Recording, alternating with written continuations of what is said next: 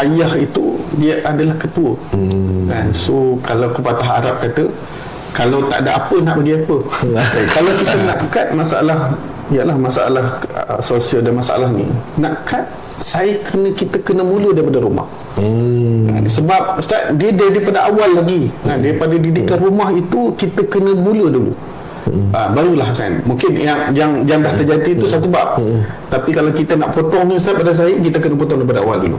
Itu kenapa khusus perkahwinan ini kita kena jelas kan, apa tanggungjawab seorang suami dan isteri, apa tanggungjawab dia kepada anak dia dalam pasca perkahwinan. Juga kita sebut dalam modul yang dikeluarkan Ustaz, kita memang fokus kepada ayah tu. Kalau ingat, kalau baru-baru ni Jakim keluar apa, lelaki qawam, kan? Kenapa lelaki qawam itu perlu? Sebab itulah hero, kan? Itu yang ayah itu dia adalah ketua.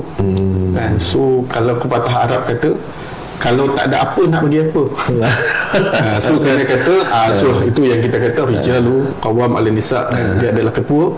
So perkara-perkara inilah yang saya nampak, kalau kita nak membantu, kita nak menolong, dia akan bermula daripada rumah itu, dan itulah terbentuknya anak-anak itu dan sebagainya. Podcast cerita